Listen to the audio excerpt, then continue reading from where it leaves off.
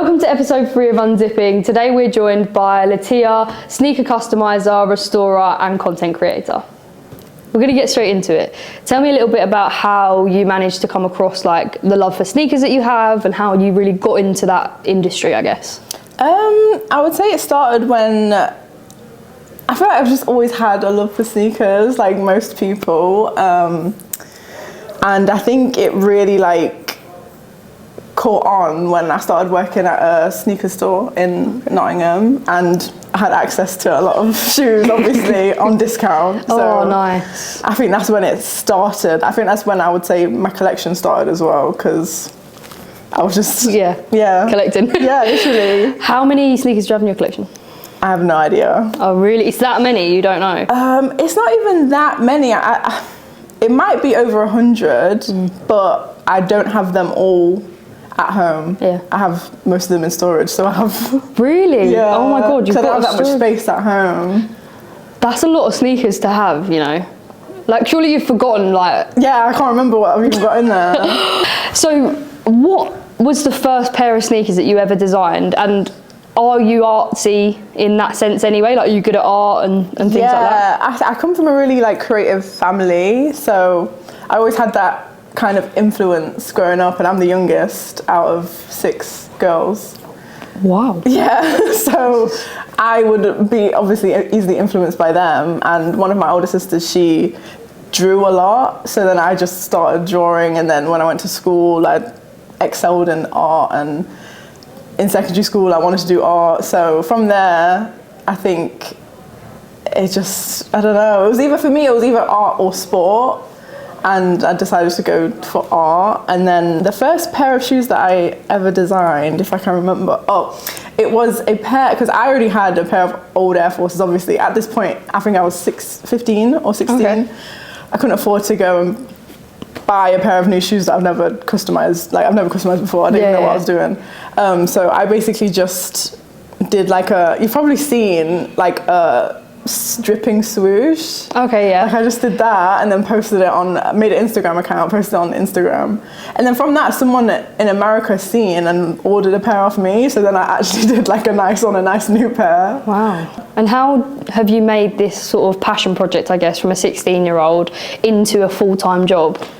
I think it was, obviously because I was so young, I was still in education, and whatever I was doing in education always aligned with it. So, but to be honest, I dropped out of college like 3 times, I think, because everything, for me, if I don't like doing something, I'm not going to do it. Yeah, same. So I think the first time I did A-levels, it just wasn't right for me because I was doing like maths and all these other things that I was just not interested in. And then I did fine art. That was so boring. So then I dropped out of that, and then I did graphic design, and it was so boring, dropped out of that. And then I found like it was basically like a access course to uni, where it was just literally like, do what you want as long as it hits the brief. So then I could bring in the footwear aspect into it. Okay, cool. So obviously I enjoyed that, and then it got me to uni where I did footwear design. What is your favourite sneaker, I guess, to design off the back of that?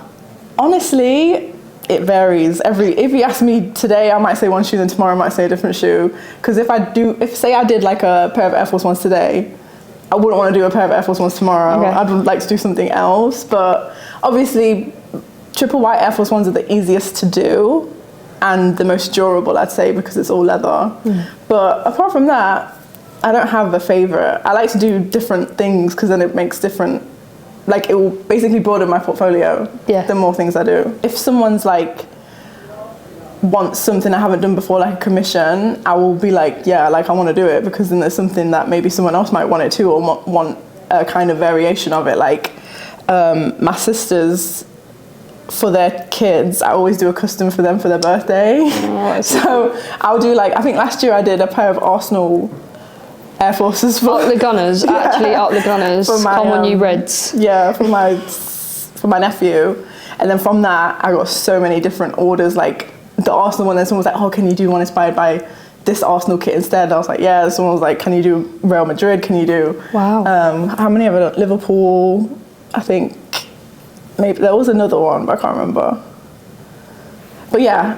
Yeah. So a lot of football. Yeah, football a lot of football. crossover. I don't get them so much now because I don't think they're very in season. But in summer, I'll expect to get a lot of them again. Really? Yeah. Wow, the football hooligans are coming out to play in the summer. Yeah. Oh, that's mad. So, what is your creative process when designing? Do you have to mood board that, or are you just straight in with a bit of paint and off we go? Honestly, if it's something that I want to do off my own back, it's always like a eureka kind of moment. Oh, okay. It's like, oh, I have this idea, let me draw it and see if it looks nice, and then I'll maybe try different colours of what I was thinking or whatever else, and I'll ask some people for their opinion, like which colour do you think's better, and then I'll just do it. Like think about the process of how I would do it, if I need to stencil it or airbrush it or hand paint it by hand, and then I'll just do it, I guess. Yeah, record it and see how it does. I've had a bit of backlash on some of my creations, but really, yeah. Tell me more. Tell me more about I that. did a pair of Timberland boots, literally those. Shout out Tim's. I made the ankle support, the leather bit. I made that pink. That was fine. People were angry at that, but then I got some lace and I put it like all over. Oh, I think I've seen this. Yeah, I actually really liked it. My friend sent it to me the other day and was like, "These are so hard," and I was like, if you look at the comments, people are like, "Really? What? Yeah. You've ruined the Timberland, you horrible a lot person." of Americans were like, "You don't come to New York" and stuff like that. Like, Oh, rude. You ruined the buzz. But I don't take it as offense. I see it now as if you comment, that's more engagement for me. Like, I don't care. I was literally about to say that, you know, like let the hate come. Yeah, literally. And when someone like wants to back you, then they're responding to their comments, and then it pushes it even more. So I don't mind. Yeah, definitely. It's good to know that you don't sort of, the hate comments don't affect you. No, not at all. Because a lot of people who work in this industry and have a lot of following and can sometimes receive a lot of backlash, they can't handle the heat basically, and it's really nice to hear that it doesn't faze you at all. It did in the beginning, but because I've been doing it for quite a while, it's like I really don't care anymore, to be honest. Like, I'm not trying to impress people who have enough hatred in them to go on their phone and type it and then post it. Yeah, it's not that, it just doesn't faze me anymore. But in the beginning, I was like, ugh.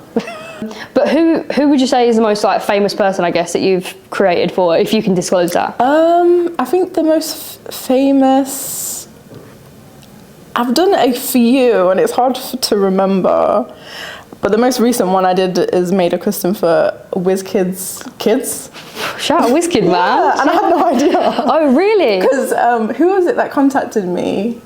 I don't know, someone was like, oh, I know someone who wants a pair of customs, can I send them your number? And I was like, yeah. And I wasn't talking to Wizkid, I was talking to his wife. Yeah.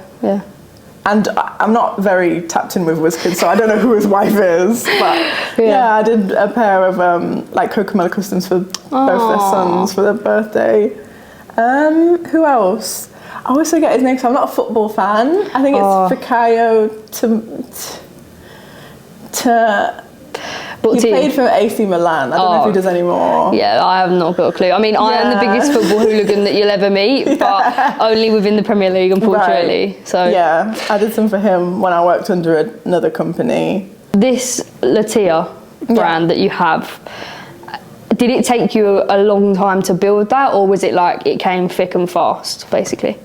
I'd say it as soon as like TikTok came out, I was on it straight away. Of course, yeah. When everyone was like, "Oh, why have you got TikTok for? Oh, that's so this, that's so that." I was like, "I'm posting my stuff on there, and it's doing quite well, so I don't care if I get orders from it." Yeah. But before that, it was more of a side. Like, if I get a custom, then that's a win. But it wasn't happening like constantly enough that I could do it full time. And I think at that point as well, I was at uni, so it still wasn't that much of an issue that I wasn't getting that much work. But in lockdown, I think I posted a video. I used to do like these LV customs, you've probably seen a lot of LV customs. I just used to do LV customs, and I had made a video of like packaging it to send it. And then from that, it wasn't even like viral in today's aspect, but back then it was a lot. I think it got like 500k views. Yeah. And like 250k likes from 500k views is like now I probably get like 1 to 10% likes of the views. And then from that I got so many orders, like it was quite overwhelming. And at that point I did it in my room. Oh my God, so you I had like boxes? boxes of Air Force Ones in my room. Wow. And I was just doing it every day, like trying to fulfill the orders. I wasn't mad because it was like, oh, I'm making money now, but it was a bit much at the time. So we touched on a little bit there about like the hate comments and things like that. What would you say is your like biggest challenge as a business owner, as an entrepreneur, as someone in the creative space? I feel like the biggest challenge I get is like recognition. Okay. Sometimes, like I feel like I don't want to sound entitled, but in a sense, like I feel like I've achieved so much with my social media and stuff like that, but I don't get reached out to as much as someone with a smaller following, I guess, or with, I don't know if it's just because I don't know that many people, but I feel like I do. Yeah. Or I'd have a conversation with someone where they say, oh, I seen you in a deck, like, for something, and I was like, well, I wasn't contacted, so I don't know why you're telling me, like, why are you telling me for, like, I wasn't contacted, so, I feel like it's recognition, mostly. And how would you like, I guess you're not getting reached out by brands and things like that is what you're saying. How would you like brands to incorporate the work that you do? I feel like I'm quite, what's the word? Unique? Like, no. Oh, no? Well, I am, but like when you adaptable. Oh, okay, yeah. So I feel like there's me as a person, the person behind the business. So like I did a panel talk once, like I'm doing this interview with you now. And then there's the content aspect. I can make videos, I can do an actual custom, I can design, I can do, what else can I do? Like promote products, like there's so much I could do potentially with brands or anyone really. Yeah. And like there's loads of things that you could do as well, like say Nike, for example, if they approached you, you could like host your own custom workshop and and things like that. And I think that would be an amazing space for you to move into. And my advice to you is like reach out to these brands yourself. I know. Reach out to them yourself. I have started. Because you've got the leverage, and it'd be something that they'd be interested in to tap into your audience as well. I think, and like trainers and sneakers and stuff, like that is such a massive part of fashion culture. Like if you haven't got a banging pair of trainers on, like what are you doing? Yeah, your fit's and then dead. The custom one is just added to that because it's one of one. Yeah, literally. And I think you do it in a way that is like really quite elegant in the sense that you would be able to hit any brief that a brand throws you away. So reach out to the brands yourself, but brands, you should be reaching out to her. Something goes wrong when you're doing a trainer customization. Are you the type of person to like scribble all over it and throw it, or no? You adjust. I've never done anything that was like terribly wrong. Okay. But also because I do the restoration aspect, right. It's easy. It's usually an easy fix. Okay. I think the worst thing I did, this was like when I first started. This guy, he wanted his logo on the shoes, like at the front. And I was doing it by hand, so I didn't have a stencil to copy that, which would have been so much easier. But I'd misspelled it, and I'd done it with like permanent marker on a fresh pair of Air Force Ones. But I looked at it, and I sent him a picture of it when it was misspelled. He didn't even notice. Oh, okay. He was like, looks great. And then I was like, wait, why it doesn't look right? And then I looked at the logo and I was like, oh my God, I've misspelled it. So then I was looking on YouTube for like, how do I take permanent marker off Air Force's magic eraser? Did most of it. And then I just like put a light layer of white. And then I just redid it. But he never, to this day, if you're watching this, I'm so sorry, but to this day, he doesn't know. Everyone that you've ever like ordered, everyone who's ever ordered from you is now going to be looking back at their pictures like, was it me? Was it me?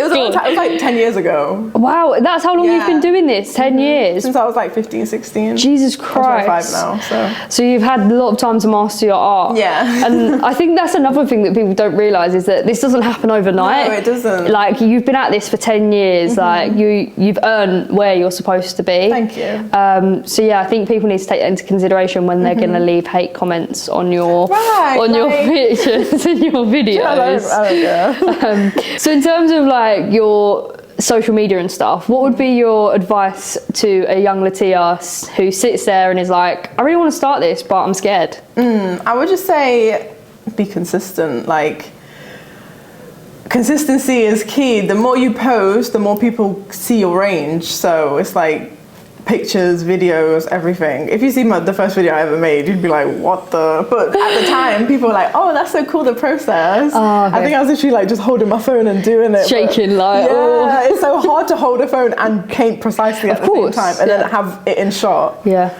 What is your favourite part? Is it the designing part? Is it the restoration? Or is it the content created? My favourite part is when I'm actually doing, say, the custom or the restoration, and I'm starting to see it like actually come to life. Yeah. Like sometimes when I start, I'm like, oh, why did I agree to this? Yeah. But then when it gets to the point where it's like, oh, the almost finished, and I can see how it's going to look, or I think that's the best part. Being a female in the creative industry has its challenges. Would you say that it also has its challenges being a female in the sneaker customization industry? So like, is it a female dominated scene or is it male dominated? Like, what's the sort of vibe? I feel like it's different for the UK and like the US. I feel like US is definitely male dominated, but in the UK, I feel like I if I think I can only think of female ones really that are, I actually do a lot, now that I think about it, I do a lot of male ones too. But I don't think it's very male dominated. I wouldn't say it's male dominated in a sense. And would you say that like you are top of that game in the UK? I mean, no. I mean, claim it. I mean, I'm putting the crown on your head, so... Thank you. Yeah, claim it. Why not? Yeah, I wouldn't say I'm the top. Like, I'm sure there's people I haven't seen or... But if they were top there, you would have seen them. Actually, you'd be surprised, because I even know someone who's so good at customs. I used to work with him at Sneakers ER, but he just didn't post. Ah, okay. Like, he wouldn't make videos or post. I think it's because he was a bit older. Like, he wasn't into the social media. Or he just wasn't maybe a bit intimidated by it. I'd always say to him, you just need to post a video, like, but he was like, oh, I don't really. But he was very, very good. Yeah. What, I guess, is your favourite sneaker of all time? That's such a hard question for me. Again, I'm such an indecisive person. Yeah. So if you ask me today, I'd say, oh, these, because I have them on. Yeah. Whereas tomorrow it would be maybe like Uggs. Or comfort over style, right? Or Solomon's or Timberlands, or it just depends on the day. I'm absolutely obsessed with my Timberlands. Are you? Yes. Are they comfortable? They are so comfortable, yeah. Oh, they're not for me. No? They hurt my feet. Have you got wide feet? I don't know. I feel like they just, maybe they're cross. Yeah. I've got really small feet though. Right. I'm a size 5, so. I'm a 5.5. Oh, okay. I don't know what's going wrong here then. I don't know. I can't tell you what's going wrong here. I don't know. In terms of your favourite designers, in terms of your favourite brands, is there like a dream collaboration on the cards? Like if they come to you tomorrow and said, Latya, we want to do this. Dream collaboration would be with maybe not even like a sneaker brand, to be honest. Oh, okay. Luxury fashion. Yeah, I'd love to make a high heel. Oh, okay. Yeah. What, like you paint on a high heel, or like you actually make it yourself, or? If I was to design and make a high heel, because I did footwear design at uni, so that's what I did for 3 years. And when I was doing that, I didn't design and make sneakers. I only did heels. Oh, okay. I think it was mostly because the facilities wasn't good enough to make a good sneaker, but I did have more of a passion for actually like from scratch designing high heels. Oh, okay, wow. Yeah. So in the next 5 years time, where do you see your brand? I feel like I would love to have stores. Okay. Like I'd love to have places where someone can actually go, take their shoes, oh, what do you want doing to them? Okay, it'll take this long. Yeah. And even just like a kind of a community space. I'd love to have like some like people serve coffee and like, oh nice, maybe have a bunch of customs on the walls and just all that kind of stuff. Or if I was to go in a different direction, then to literally like be doing collabs with sneaker brands and actually bringing out shoes from the factory that I've designed. Yeah, wow. In terms of like you mentioned prior to this that you had a really creative family, do you think that really like ignite something in you? Yeah, I feel like it's just a better environment to grow as an artist. Like my mum, she's like a hippie. So she's just like, do what you want. Like, I didn't have strict parents that would say, no, you need to go to school, and you need to do this, you need to be a doctor, that kind of thing. Yeah. They were just like, do what makes you happy. So I did, and yeah. And do you think that's like a really important part to play in like the fashion sort of culture, artists, that sort of creative world, that having those parents that are like, we're going to let you do your own thing and we're going to let you find your own path? Yeah, I think it is easier in a sense, because sometimes, I don't know if you, in your experience, you've met someone and they've done like something so different at uni, but they're in fashion now. I feel like if they had the confidence to go into fashion straight away, they might be further in their career. I did football marketing for my degree, but now I'm trying to emerge into that fashion space. But equally, I think like the two quite cross over quite well. There's like a pocket of culture there that I think I can fit quite well into eventually. But overarching as well, like fashion, I think is just, it's such a weird thing, isn't it? Like the way that we express ourselves and the way that people will express themselves through your trainers and things like that. Like, it's just mental that it's even like you're a full-time now, and it's just crazy. That's just crazy to me to think that like that many people want to customize trainers from you, that it's just you're just doing it. Like, it's actually crazy. I think it's also doing the restorations and the cleaning as well that keeps me going, because if it was just customs, I don't think I'd be able to. Oh really? Maybe it might be tight, but I think the restorations and the cleaning helps. And as well, that's really quite environmental friendly as well. Yeah, literally. So if somebody has when was it? Yesterday, this guy who was like, I have these Christian Louboutins. How do you say it? Louboutin. Louboutin. Yeah. And they were fully red. And he was like, I don't wear them, so can you turn them black? And I was like, I should be able to. Like, I don't see why not. And I turned them.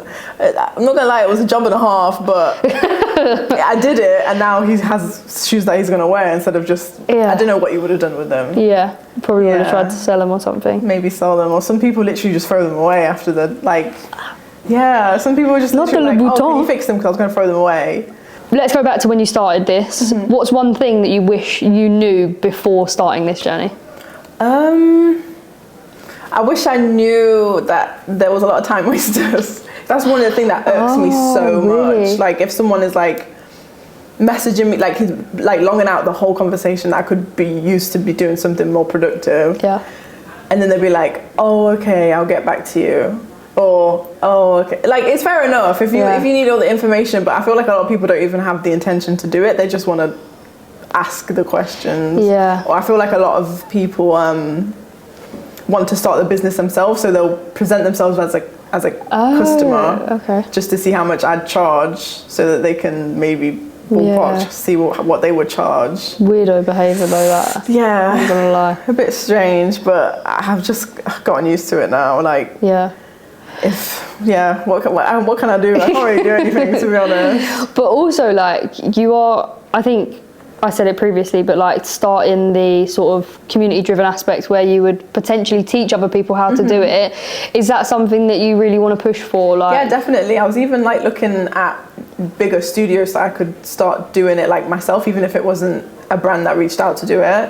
But yeah, that's definitely something that would most likely be on the cards for this year. In terms of like final messages, I guess, what would be your final message to someone that's sort of watching this show today and is wanting to get into sneaker customization? I would just say, go for it. Like, if you're scared or like not sure, then you just never know if you don't try. Like, you miss 100% of the shots you don't take. So just do it and take pictures of it. We're in the social media age. Like, take pictures of it, post it, and you just never know what will come out of it.